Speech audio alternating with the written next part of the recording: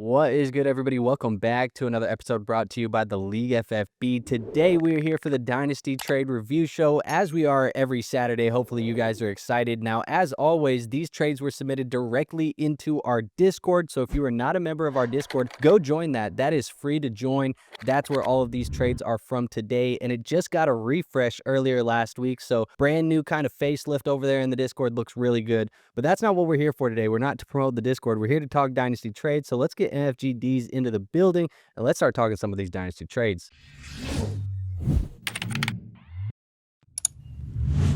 War, how we doing today? We good, man. We good. I'm ready to get into these Dynasty trades. Yes, sir. Good, man. Yeah, let's get into it. We got a lot of interesting ones today. We're starting to get into full offseason swing. Super Bowl's next week.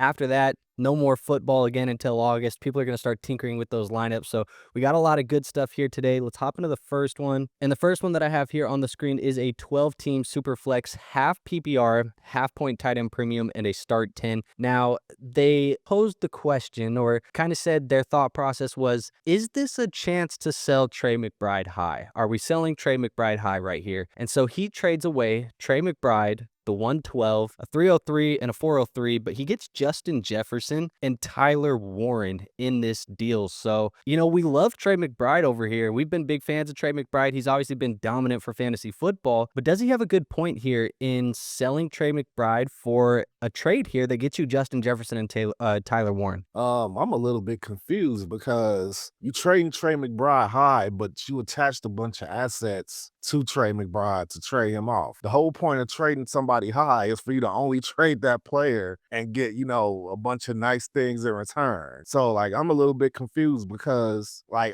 don't know about you. I love JJ, but right now, 1-to-1, Trey McBride straight up for JJ. I'm taking Trey McBride. And Tyler Warren is a complete stud.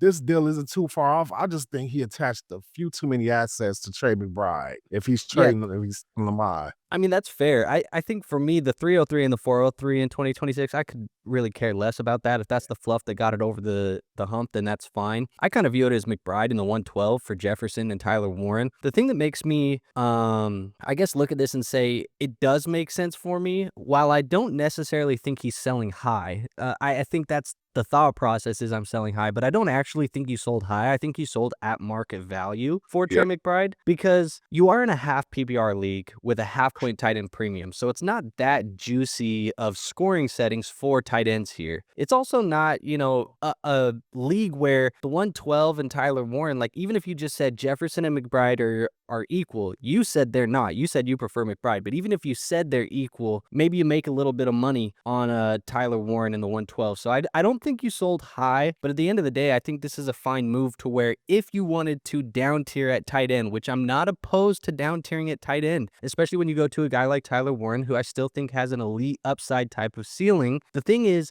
we've seen guys like Brock Bowers. We're not out on Brock Bowers, but think of the last couple of years here, War. Sam Laporta, massive rookie season. Kyle Pitts, massive rookie season. Brock Bowers, massive rookie season. And then all of these guys kind of start coming back down to earth. Now, I'm not saying that Trey McBride can do that. Obviously, he's not a rookie, but you do have some change potentially happening here in Arizona. New OC, new head coach, potentially Kyler Murray back in the lineup, or if you don't want Kyler Murray, you're going to a different quarterback here in Arizona as well. There could be some regression for McBride, so that's why I'm saying I don't disagree with this. I just don't think you actually sold high. Yeah, that's kind of place I am. It's more of a conceptual thing I'm having here, because I'm looking at selling high usually mean you just trade that asset and you're getting a bunch of nice things in return. I mean, but if there was just a straight up trade, I'd be like, okay, that's what's going on here. But it's definitely not selling high. Yeah, I'm right there with you. So let's move on to this next trade. The next trade that I have here is a 12-team Superflex, half PPR, start 10 type of league. Now, they said they are stacked at the wide receiver position, and they really needed running back. So they traded away the 105 this year, Odunze, Woody Marks, Kyle Monangai, and the 205. They get Bucky Irving and Jeremiyah Love potentially here with the 101, assuming that they need the running back. I'm assuming Love is the idea here. So how do you feel about a team that says they are stacked at wide receiver, trading away some of those rookie running backs that we saw some decent production from this year, and Marks and Monangai, some draft capital, Odunze, and just locking up Bucky Irving in the number 1 in Jeremiyah? Just taking everything else away from it. In terms of his mission that he set out to accomplish, I think he accomplished getting Bucky Irving, getting Jeremiyah Love. If Jeremiyah Love is the player we think he's gonna be, then his definitely mission accomplished. Even if he gave away what's basically Rome, Monangai, I guess Marks, and 105. So I mean, he set out with a goal and he accomplished it. Kudos to him on that. Absolutely. I mean, I think when I look at this right now, Jeremiyah Love to me is the most valuable player in this deal today. And you have the liquid asset of the 101. So to be honest, yes, we're looking at it as Jeremiyah Love. He's probably looking at it as Jeremiyah Love as well. But who's to say that, he doesn't have the option to move this later down the road if he wants to, because people start getting really, really excited about Jeremiyah, and maybe he can end up moving the 101 for a Gibbs, or maybe he can end up moving the 101 for, if he prefers Achane Genty over Jeremiyah Love, he could do something like that, or Devon Achane. It gives you flexibility too to have that 101 to where you can just make a move later down the road for another running back you might like, if by circumstance you maybe don't like the landing spot that Jeremiyah gets into or something like that. So I kind of like the fact that you also are sitting on a draft pick that has liquidity to it, because it also can set up some future moves. And I think Bucky Irving is sneaky right now as far as a potential buy for running backs, because you look at last year, obviously dealt with some injuries, some off the field stuff. It seems like he maybe was dealing with a little bit of mental health stuff at times. At least that's some of the reports that I saw come out. And so you have Bucky Irving going into this next season, healthier this time, probably in a little bit of a better headspace.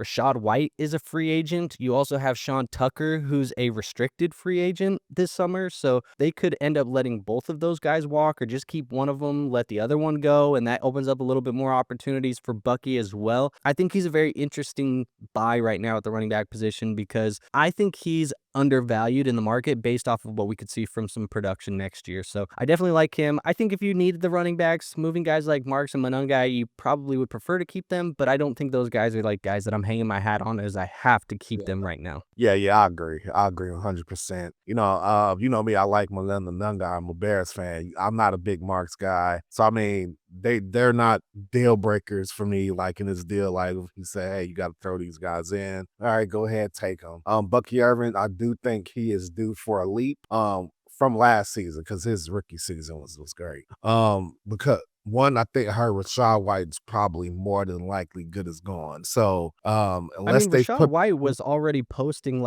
images of him and Jaden Daniels, because they played together at Arizona State, and Rachaad White was posting pictures of him with Jaden Daniels. I think he wants to go play in Washington. Yeah, it shouldn't be too hard for him to take a job from Bill over there. So yeah, Bucky Irving, 100%. Jeremiyah Love, 100%. He's stacked the wide receiver. He's bringing in 2 good running backs, so good on him. Let me ask you one more question. We can keep it quick on Monangai, but Monangai seems like a player that people are either absurdly high on or maybe sleeping on still a little bit. As the resident Bears fan of the group, do you view Monangai as a rotational running back in this offense, or do you think he's the future RB1 of Chicago? He's a rotational running back. Even if Swift were to leave and go somewhere else, I think they'll bring in another running back. There's always rumors about them wanting Travis Etienne. So I mean, I think they found the David Montgomery of their offense. I think they want him to be in that role, and I still don't think they are very satisfied with Swift, even though Swift has they're looking for Gibbs. Yeah. Makes sense. Yeah. Okay, yeah, because I kind of see him the same way as well. So let's move on to this next trade. This one is going to be a 12-team Superflex, full PPR, and start 9. They did mention they are a middle-of-the-pack team. That is Team 1. So Team 1 was in the middle of the pack, and they're starting to kind of sell off some of their assets. So they sell Kenneth Walker, who's obviously having a good playoff right now. Obviously, with the Zach Charbonnet injury, he's probably going to get a contract extension by the Seahawks, especially if they go out and win a Super Bowl next week. Michael Wilson coming off of a big year. They sold him as well. The 112 and the 212.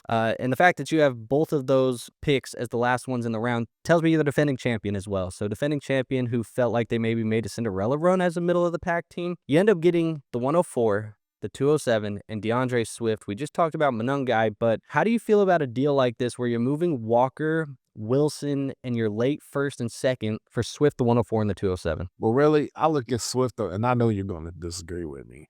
I look at Swift and Walker as like equal assets, mainly because of Walker's injury history brings him down to the level of Swift. Like, that's how I look at those two assets. Swift is generally more healthy than Walker, but Walker, when healthy, is more productive than Swift. He's just not healthy that often. So I do look at those assets as similar. So then if I have to look at the rest of the deal, then I'm looking at Michael Wilson, the last pick in the first and second round for 104, in the middle of the pack 207. So that's a good deal right there. That's a good trade, especially since Michael Wilson is like probably one of the guys you want to try to get off of this season and capitalize on some of his remaining value. So that's where I'm with this deal. But yeah, I look at Swift and Walker as even, but maybe that was the goal. Maybe he has that same idea, but it's like, hey, I'm going to use this to get these extra assets in here and kind of rebuild. He's probably retooling. Yeah, I mean, that sounds exactly what he's doing is,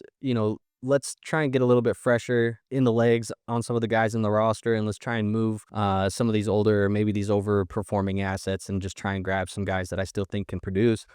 I do disagree with you on the Walker and Swift. I think Walker's played well enough in the playoffs to where he's gotten, I think the talent is much better. And I also, obviously, with Charbonnet's injury, feels like he's going to have more of a workload next year. Whether or not he can handle the workload with durability concerns, we'll see. But that has always been the question, I think, for Kenneth Walker. But at the end of the day, I think the talent is there. You're right, Michael Wilson. He's a player that I put on a video last week where I said these are the 5 most overvalued assets that I'm selling in Dynasty Leagues right now, and Michael Wilson was in that video. So I am selling Michael Wilson if I can. I wonder if, because that was last week, did you watch the video and say, you know what, let's sell Michael Wilson, and then this was what you came to. So that would be pretty fun if that was what happened. But I'm looking at this deal. I do like Swift. I think he's undervalued. There is a big tier gap, probably 2 tiers of gap between the 104 and the 112 for me this year. Yes. The second round picks at this point in time, it's too early to tell you where the tier is for those, but I'm fine. Obviously you move up a couple of picks and I'm never going to be mad at that. At the end of the day, it's coming down to me, like, how big of this gap is it between Swift and Walker? And then what is Michael Wilson worth as far as the move up? 104.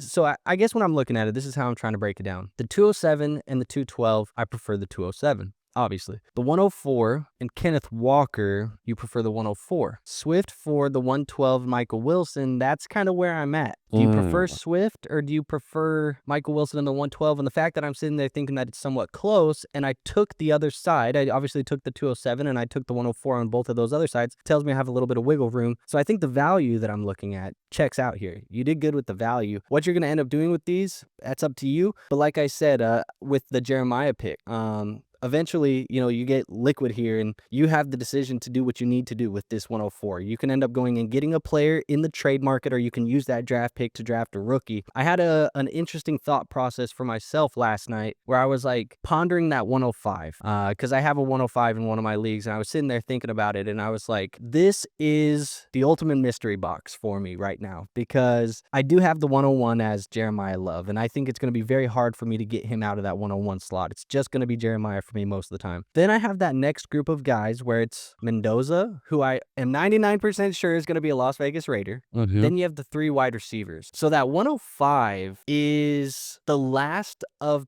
tier 2, which means I think for most people, we all view these wide receivers somewhat similar. It means you're going to get the wide receiver who gets the worst landing spot or the worst draft capital. So do you want that 105 and hold the mystery box and the liquidity and hope that all 3 of them get a good landing spot? Or do you sell it to somebody today who just thinks that the rookie's going to get a good landing spot? Because you and I know, War, not all of these guys are going to get great landing spots for fantasy. Every year, somebody's Cleveland Brown. Exactly. Every year there's 2 or 3 guys that we like in a draft class that end up getting value rocked by landing spot or draft capital or something like that. Just a couple years ago, really liked Zach Charbonnet, thought he was an awesome running back, gets nuked because he has to play behind Kenneth Walker. You think of just years past, guys that just end up going into situations that we don't love overall, or maybe we're like, that leaves a little bit to be desired. Let's move them down a tier.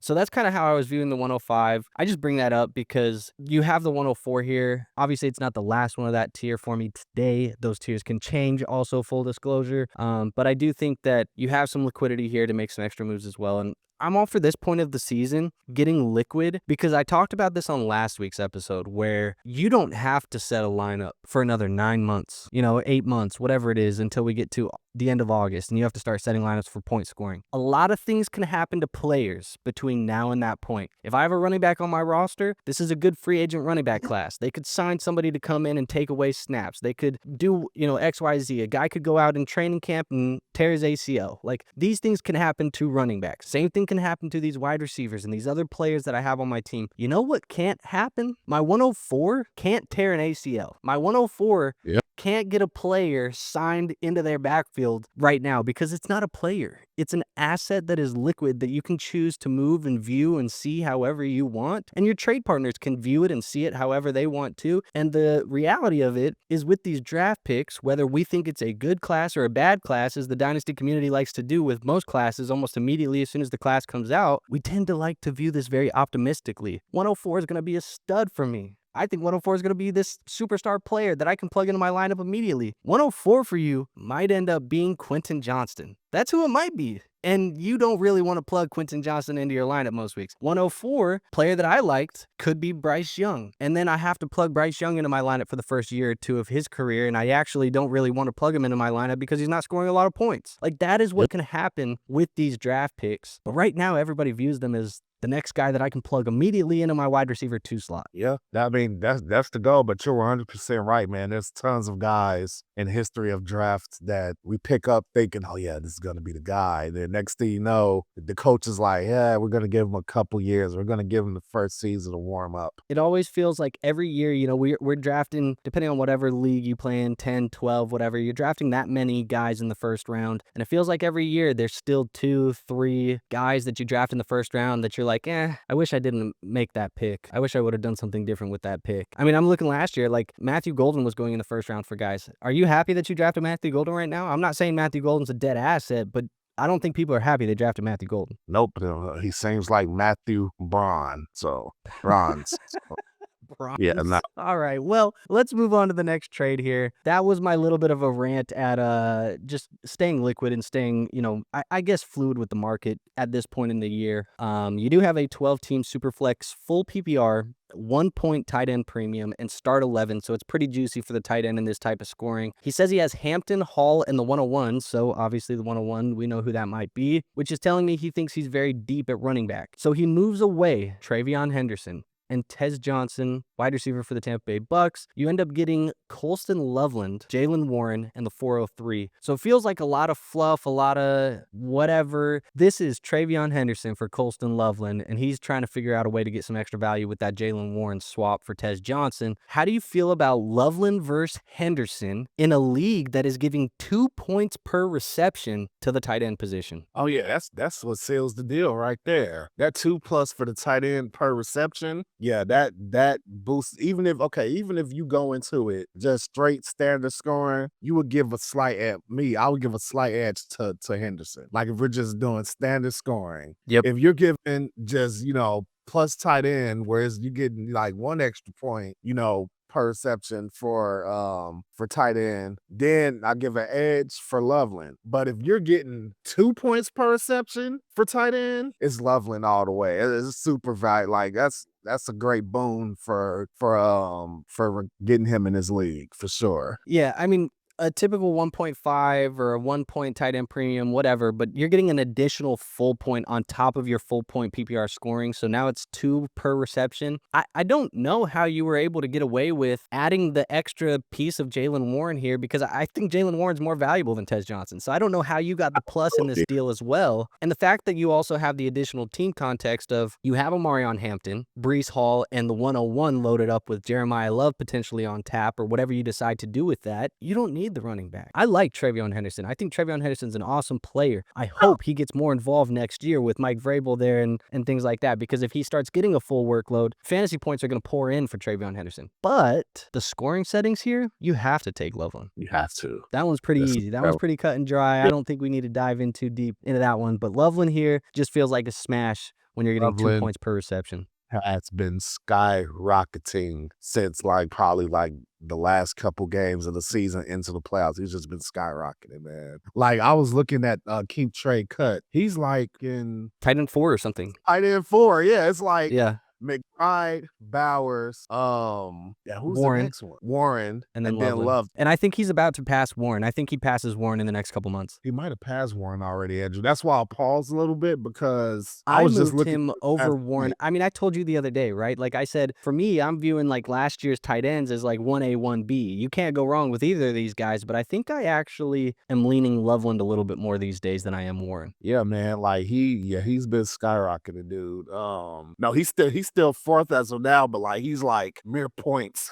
Yeah, it's close. It's close. Right there. But all right, man, let's move on to this trade here. That's going to be a 12-team super flex full PPR tight end premium and start 11. Now, the guy who made this deal says he is nervous about Achane. And I think that stems from Mike McDaniel no longer being the head coach. Obviously, the PPR upside, the rushing efficiencies that we've seen in Mike McDaniel's systems. Obviously, the same reason why everybody is so excited about Amarion Hampton right now. That leaves Miami, and Miami goes over to the most generic creative character head coach you could have ever asked for in football history, and you get Achane, who's going to be in that offense, but you make a move over to Tetairoa McMillan, a player who showed flashes in 2025 as a rookie, has all of the traits that we want to see, and it feels like he still has some room to ascend as an asset as well. Is this unnecessary panic for Achane, or is this a savvy move where maybe it looks like on paper you're losing this trade today, but you could actually win this trade tomorrow?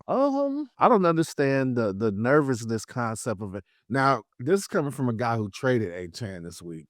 But I didn't trade him because I was nervous. I was trading him because I was trying to tear down to, get some extra players in there. You mind sharing that trade for people right now? What was your trade? Yes, I traded Achane for Bucky Irvin and Devonta Smith. So, I'm trying to retool that team. I have a bunch of older players. We made it to the championship game last season, but lost. So I'm trying to kind of retool on the fly. Okay. And you're getting bodies in there, and I think there's upside too with Devonta Smith. Do they move on from AJ Brown this offseason? Does Devonta Smith be the number 1? Yeah. I also had that in mind. I was kind of surprised that was the deal that was accepted, because the deal that I had on the table was a late first for the 26th draft and Michael Pittman, which I look at Devonta Smith as more valuable than those Pittman assets. in a late first. Yeah, fair. But all right. But yeah, this trade, I don't see the reason to be nervous about Achane. They have like you said, they have a generic creator head coach in there. But one thing I know about generic creator head coach / defensive minded head coaches is that they like to run the hell out of the ball. They believe in defense and running the hell out of the ball. So while you might not get the creativity of Mike McDaniel with the running back position, I think you'll still get the level of usage, even more so. But then again, at the same time, you also could be using Ollie Gordon and all those guys. Well, I think that's the fear, right? The fear is where Achane became so valuable as a fantasy asset was because of his usage in the receiving game. So if they start using Achane more as a runner and a little bit less as a receiver, does that start capping the upside of Achane? Because I think he's a better receiver than he is receiver. I think he's a better receiver than he is a rusher, if that makes sense. That's not to say he's a bad rusher. I think he's super explosive and obviously can break off these big plays, but he's not a guy that I just want to get 20 carries and maybe throw him 4 passes a game. I want to get this guy involved as a receiver in the receiving game. Yeah, 100%. If this guy is smart, then he would see what worked for the Dolphins last season. We both tongue-tied today. We both did. It's early in the morning, man.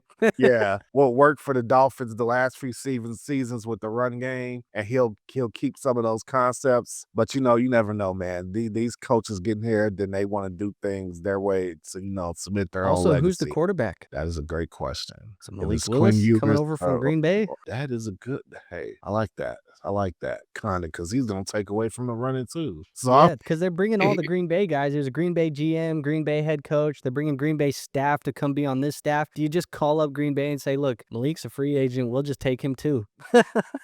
exactly. I want to So, touch on Taz real quick. Tat, I said Taz. Tat Tez, real quick.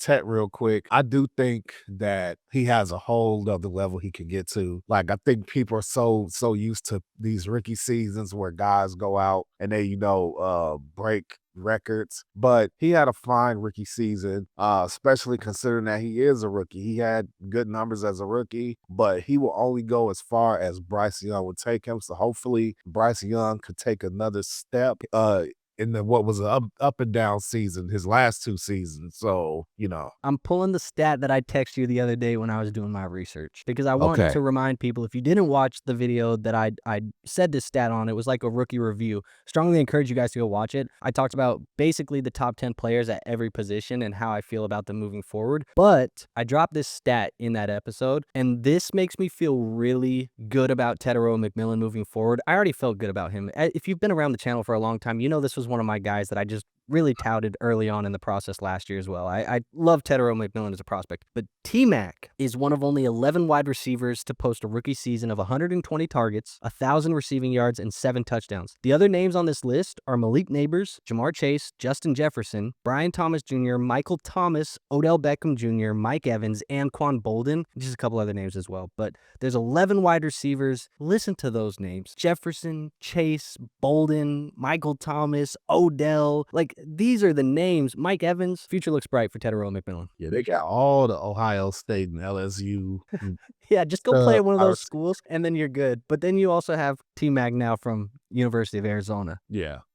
So, I mean, yeah, that's good company, man. That's good company to keep. Great company. That said, I'm going to come to the trade real fast and just say I think he could have got more, but I think Tetairoa McMillan is an ascending asset. So let's move on to this next trade. I do have this one here that is a 10-team, 2-quarterback, full PPR, and start 10. They said Purdy is their quarterback 2, and the 2027 pick in this is an early to mid projected pick. So you're trading away Lamar Jackson, a 26 second and a 27 third. You down tier Lamar to Jalen Hurts, get that early to mid 27 first, and DeAndre Swift thrown into the deal. So, I talked about that video where I said early offseason, I'm trying to sell some of these players high. Lamar Jackson, spoiler alert, Lamar Jackson was in that video for me as well. I'm selling Lamar Jackson at this point in time. How do you feel about down tiering Lamar to Hurts and an early to mid 27 first with DeAndre Swift thrown into this deal as well? I think this guy got away with a petty crime. He got away with a petty crime. It wasn't a major crime. He didn't kill somebody. He didn't rob somebody. I think it's a petty crime because It's like tax evasion. Yeah. Like, I think the general thought is that Lamar Jackson is more valuable than Jalen Hurts. I would agree with that. But is he more valuable? Is the gap of a mid to early 27 first? I'm not so sure about that. Because another thing too that now we have to use as a qualifier in all Lamar Jackson trades is that Jalen Hurts is always healthy. He's always healthy. So, and Lamar has not been healthy. So you're getting that trade off right there. So I could just go on that right there and say, okay, your side wins. You got Jalen Hurts on the 27th first. But then to just get DeAndre Swift just thrown in, which I'm like, the doubter, I'm not the DeAndre Swift doubter, but let's just say, I don't know why people are buying him left and right. But I do still think people will throw him into a deal right now for dirt cheap. That's why he just gets thrown into deals. Well, this guy's smart because DeAndre Swift is more valuable than a 26 second and a 27 third. I believe that. Does it even change your mind if I said it's the 201, so the 11th pick in a draft for the 10-man league? Does it even change your mind, or do you go Swift over the 201? Swift over the 201. I'm like almost right there too. The only reason why I would say maybe not is because, like I said, people are not fans of Swift right now, so the liquidity of having a 201 as we get closer to the draft might be easier to trade away than a DeAndre Swift. But obviously, if you're looking at like, I have to sit and draft that rookie at 201, or I have to plug DeAndre Swift into my lineup, I feel more comfortable plugging DeAndre Swift into my lineup next year. But the liquidity of the 201 feels easier to move. Yeah, absolutely. That's why in some of the deals I've even made this offseason, I've acquired those late 26 first, even though I don't believe in the late 26 first, but I've been acquiring them to trade them to people who do believe in the 26 first. Later. Yeah. Yeah. Because everybody's going to have a guy. I think that's the thing about this draft class. And we have that tier there, from the 108 to the one whatever. I mean, I don't really even know where the tier ends at this point in time. And it's going to get shaken up a lot because of landing spots and draft capital and things like that. But everybody's going to have a guy in this year's class. You're going to find somebody deep because we do this every year where somebody's going to love Emmett Johnson. Somebody's going to love Eli Stowers. Somebody's going to love Jeremy Bernard or Casey Concepcion, or somebody's going to find somebody that they really like. And then that person's going to get a good landing spot, and we're going to see them move up into the 108, the 109, the 110 range. And people are going to want that pick all of a sudden. Whereas today, right now, they're like, this class sucks. I don't really want it. But somebody's going to have a guy that gets a good landing spot, and they're going to move up the board, and then people are going to be like, you know what? I actually kind of want that 109. I actually kind of want that 110. And I think you're going to be able to move it down the road. So I think that's the savvy spot right now. While I have said this class is one of the weaker classes I have scouted from a talent standpoint, from a depth standpoint. Playing the market is still the main sole purpose of this game that we play, to where you can find the biggest edge in your Dynasty Fantasy Football leagues. And while everybody everywhere is telling you this class is trash and this class isn't good and I don't want this pick and I don't want that pick, while your league mates are listening to that and hearing that narrative, buying these late firsts for 75 cents on the dollar, 80 cents on the dollar, and getting a little bit of a discount on a first round pick and just holding them for 2 months could still pay off for you quite well in the long run in your Dynasty Fantasy Football leagues. Yeah, 100%. You gotta use what you got, man. You gotta use what you got, even if you don't believe in it. Sometimes when people zig, you zag, and that's just how you get it done sometimes. So I look at a trade like this one. I do like the idea of down tiering off Lamar to Jalen Hurts for a 27 first that's projected mid to early. Doesn't matter where that 26 second is for me. I'm fine with taking, DeAndre Swift here as well. I think this is a great move, savvy move. And with Purdy as your QB2, I don't think you really even have to worry about quarterback 2 production, because Purdy is going to be the perfect QB2 for you long term here in this one. So let's move on to the next trade. This is a part 2 from that same person. So I tried to do this where last week, we had the 2 trades that were the same guy and they were spaced up far apart. I put them back to back this one, so we have it fresh at the top of mind. Same team, same league, 10-team, 2 quarterback, PPR, and start 10. This guy who just traded and down tiered for Jalen Hurts also has Ja'Marr Chase, Puka Nacua, and Marvin Harrison Jr. on his team. Says he has a bad running back room though, so he trades away CeeDee Lamb in a 26 second, and he gets Chase Brown, another 27 first, a 28 second, and a 26 third. So this one's a little bit different. Obviously, I think, he was down tiering. It's the same idea. He was down tiering and getting a lesser player plus a 27 first. He did it again in this one. But do you feel different about CeeDee Lamb than you do Lamar right now? Absolutely. I would have kept CeeDee Lamb. If anything, I would have been trying to figure out how to package Marvin Harrison Jr. with something else and getting another Swift level running back. Because then you got a platoon there. You got Chase Brown, you got Swift, and you got whoever you brought in. I would not be looking to take apart the core of Ja'Marr Chase, CeeDee Lamb, and Puka Nacua. That's a death squad. And you're getting a 27 first. So I even like what you're doing with your future draft capital. So, I mean, hell, who cares if you take a little step back this season because of the running back room? Like, you're already building assets to He's stocking the draft. cupboard. Yeah. But CeeDee Lamb, no. CeeDee Lamb, I will never co-sign a CeeDee Lamb for a Chase Brown trade, even with draft capital attached. Yeah, I mean, this one's a little bit tougher for me. While I was all in on the other one, because I do agree that Lamar is a little bit overvalued and probably worth.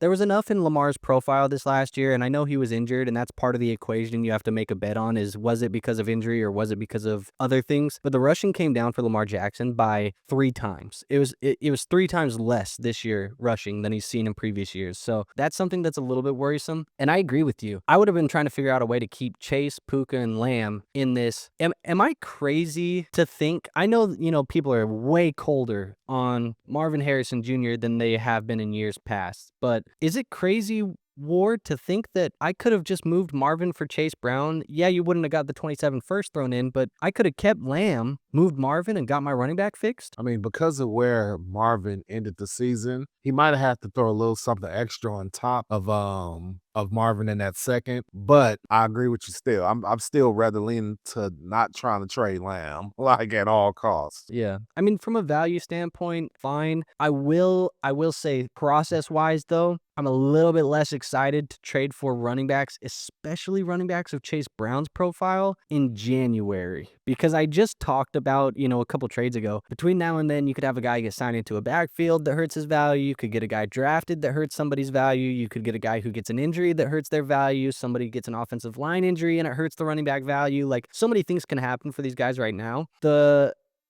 fragility of a running back is just so much higher than every position. Whereas Lamb, really the only thing that can hurt Lamb between now and then is Dak Prescott's arm falls off. You know what I mean? Yeah.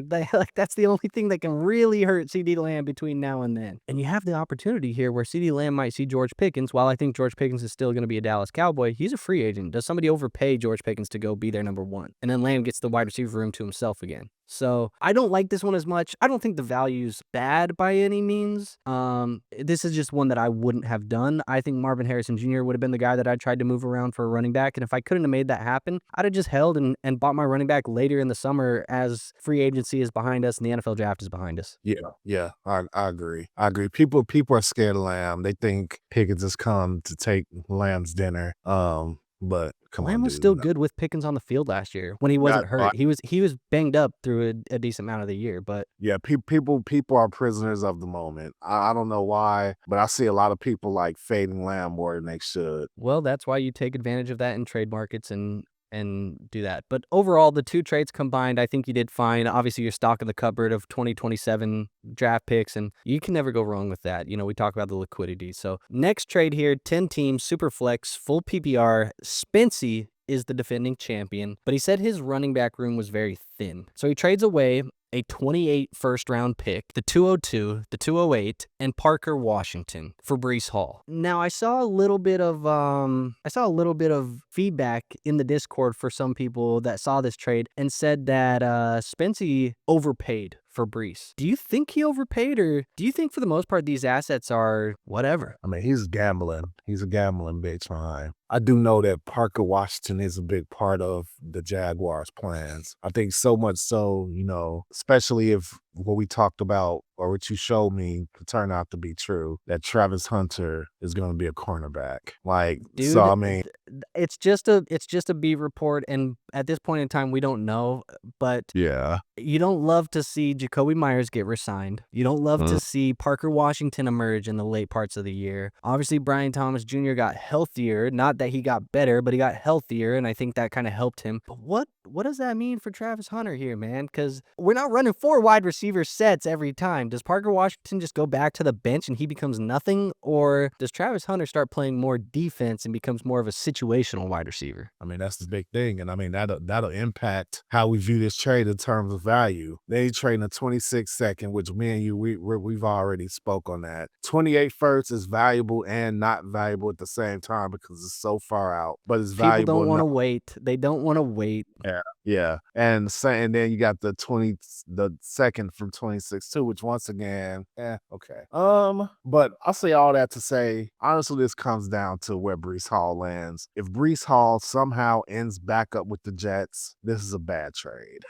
This is a bad trade. If he lands with the Jets, this is one of the ones where you look back on and you're like, what was I thinking? Yeah.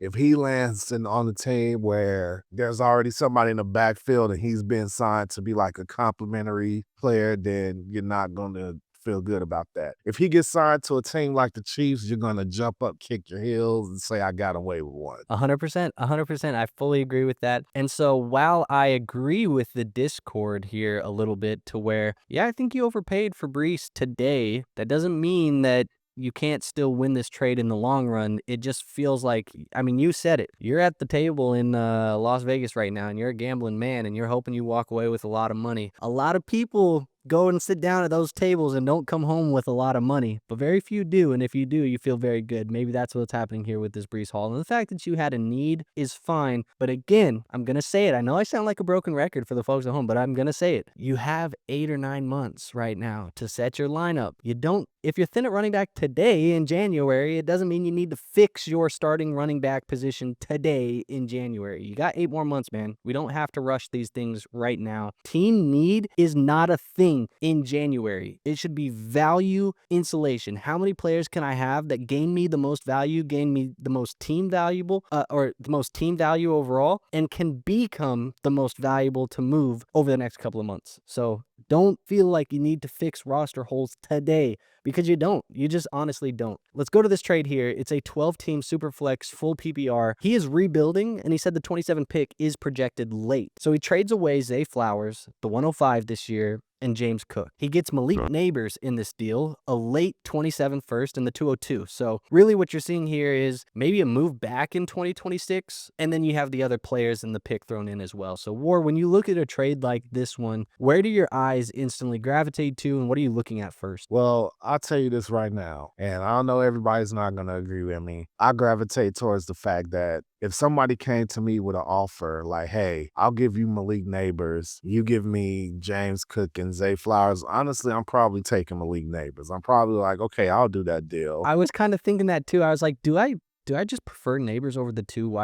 two players right now? Yeah. And so then when you take that and you combine it with, I'm also getting a first rounder from 27. We know how I feel about those. And the 202 for 105. Oh, then it's chef's kiss. I want that neighbor side even more than. Yeah, I mean, I think you look at a deal like this one, and again, I think it's a conversation. I think you can definitely make an argument that Zay Flowers and James Cook is more valuable than a Malik Nabers today if you're thinking about plugging players into your lineup, or if you're a contending roster or things like that. But he says he's rebuilding. How valuable is James Cook in a rebuild to you? Probably not as valuable as you really think. He's a little bit older of a running back. He's got a workload. He's on a second contract. We just saw a coaching change there in Buffalo. Now it's still Joe Brady, so it's not like a crazy change. It's the same guy who was in the building, so I don't expect much to change there overall. But you could argue that it's a sell high window on James Cook for a rebuilding team. If you had him, you can just move him at max value right now and try and cash out. Zay Flowers is coming off of an awesome season. I think he's a buy right now. I've been talking about Zay Flowers, how I want to buy him based off of his current KTC rank. And the 105 is a player that I really do like. But if I'm a rebuilding team, why don't I take the best player in the deal at one of the most safe positions to project future longevity and value insulation? And that's going to be Malik Nabers. Take the 27 first, which is, again, one of the more valuable assets in this deal as well. And I still move back and get a player in 2026. And while that's a big tier drop between the 105 and the 202, I still get another young guy or another, asset here that I can move later for something else if I see fit. I love this deal for a rebuilding roster to just go Nabers in the first. While the other side of the deal has a lot of value, and I think it's a lot of things that the right team would like at this point in time. If I'm contending, I love James Cook, Zay Flowers in the 105, and plugging all of that into my lineup today. I love that if I'm a contender. But Malik Nabers is the best player in the deal, and the 27 first is something that I just want to keep stocking into the cupboard, like we said, and hold on to those over the next 12 months and see how that value increases, because I'm telling you, I've said it 100 times. I'm telling you, hold as many of those 2027 firsts as you can. Don't get rid of those 2027 firsts right now, because 12 months from today, every content creator in this space, every analyst in this space, every NFL draft analyst, Daniel Jeremiyah, Bucky Brooks, Matt Miller, all of these guys, every valuable voice or persuasive voice in the space is going to be talking about 2027 is the greatest draft class I have ever seen. 2027 is a generational draft class. 2027, this and that. And the narrative is going to be flying off the fucking walls, and people are going to lose their damn minds for 2027. I'm telling you it right now. And you may say, well, everybody's already in on 2027. Everybody already knows it. They do, but they're still going to increase in value over the next 12 months. So I like having those right now. Those are, that is, when we talk about the fantasy football, the Dynasty trade market. If you were drafting or investing in 2027 first round picks right now, you are investing in the S&P 500. You are investing in Amazon right now. That is what you are getting at this point in time, because it is only guaranteed to go up. It is not going down. This isn't a penny stock. There's no risk in this shit. You're going to get it to go up in value, and you're going to be able to cash out at the end if you want to. Or you can sit and make the pick if you want to do that too. It's up to you. The world is yours. But I say all of that to just say I like Nabers in the first. Yeah, we're on the same page on that, brother. We're on the same page. Just move on, man. We don't gotta talk about it. Let's move on. I got a 10-team, 1 quarterback, full PPR trade right here. This is a rebuilding team, and they said the 26th pick is the 101. So you're trading away Jahmyr Gibbs, you're trading away Bo Nix, and DK Metcalf. You get Ashton Jeanty, Jeremiyah Love, Kenneth Walker, and Quentin Johnston. So this is a 10-team, 1 quarterback, full PPR league. You are a rebuilding team trading for 3 running backs. We typically don't like to do that, but does it change your mind knowing that the running backs are Jeanty and Jeremiyah? Not really, because all I could do is just think about Gibbs. Like, I'm sorry, man. I have to question if I would trade Gibbs for Jeanty and Jeremiyah. Like, to be honest, like, I don't know. Like, look, man, Gibbs is that, like, Gibbs, we're talking about what? Running back 1, running back 2? I think only behind Bijan. Yeah, only behind Bijan. And some people tell you that that's a toss-up, even though I think Bijan kind of closed the door on that at the end of the season with him single-handedly eliminating me from a league. But yeah, man, I don't know, man. Damn, he really did go out and get a whole harem of running backs. I think the thing about this one that for me, I'm like, okay, let's figure this out because it is 1 quarterback. So Bo Nix loses quite a bit of value, the fact that it's 1 QB and not a super flex, right? So while in a super flex league, I'd be like, what the hell are we doing? It is 1 QB. So now I'm looking at it, I'm like, okay, Gibbs for Jeanty and Jeremiyah or whatever. Like, I would like that, obviously. I think you make value actually here. If we're looking at it, and this is again, I just talked about it the other direction. You don't have to set a lineup. You don't have to set a lineup here, and I'm getting all these running backs. I think you're gaining value. I think you have some luxury here. However, I don't believe that you should be keeping all of these assets on your roster when it's all said and done because you're a rebuilding team. And as a rebuilder, I don't want all of my most valuable assets on my team being a running back. Yeah, I agree. So can you running backs? We can't have that. So can you trade, Jeanty for a wide receiver 1? Can you trade Jeremiyah for a wide receiver 1? And then all of a sudden we're looking at turning those assets into long-term valuable assets for you in a rebuild. I think that's the only thing is, again, my critic would be in a rebuild, I don't like buying running backs, especially very valuable running backs. But these are the few young ones that are, young enough and valuable enough that I think you're going to be fine. They're going to be easy to move for the most part. But I don't think you want to sit on these guys. And guys like, Kenneth Walker, I just have no desire for him in a rebuild, and I have no desire for a guy like Quentin Johnston anywhere for the most part. Like, I just think whatever. Damn. So, yeah, it is what it is. But I would be making secondary moves here. You win the trade in a value department, but I don't think this is the right move for your roster construction of a rebuild. Gun to your head, which one of these guys are you trading for a wide receiver between Jeanty and Jeremiyah Love? Well, the easy answer and the cop-out answer is whichever one my league values the most. And the reality of that is probably that the league gets more excited about Jeremiyah because he can be a running back for anybody. He could be the running back for Kansas City. He could be the running back for Washington. He could be you know what I mean? Like, there's more value in his mystery box appeal. So if he's more valuable, I'll just hold. I mean, playing your game of like you trade one and keep one, I would keep Jeanty because I assume he's going to be the least valuable. But if Genty's more valuable, then I keep Jeremiyah because I think he's the better prospect than Jeanty. Damn. Yeah. But I sell the one that's the most valuable in my league. Yeah. Yeah. Who gets you more? But if I'm him in a rebuild, I'm probably selling both. So let's go to this next trade. And actually, I lied. That is the last trade of the video. So we are all done. Good. Sped through that one a little bit today. I feel like, well, maybe not sped through. We're still about the hour mark, but we did good. We were real efficient. Felt like we were running like Achane, super efficient with our touches today. And that's just where we are. So look, man, I appreciate everybody who submitted trades in the Discord today, or I guess this week. Those are the trades that you saw on the screen today. The top 10 that I pulled, or 10 of them that I pulled, maybe not the top 10, but I go through and I find the ones that I think are interesting. And that's what we do every single week. So if you're not in that Discord, go join it. It's free to join. Like I said earlier, it's got a refresh, a facelift this last week. So I'm in there right now posting what I call prospect or rookie snapshots. So I'm basically giving you guys like bite-sized graphic scouting reports on the rookie class right now. So if you guys are interested in that, go look at that. That's going to be in there as well. Lots of stuff. Obviously, the trade reviews show every single week. So go join the free Discord. There's lots of stuff in there, trying to make it a little bit more valuable for you guys as well. I know it's free, so there's really not a lot of risk in joining it, but still want to have you guys have a good time in there and be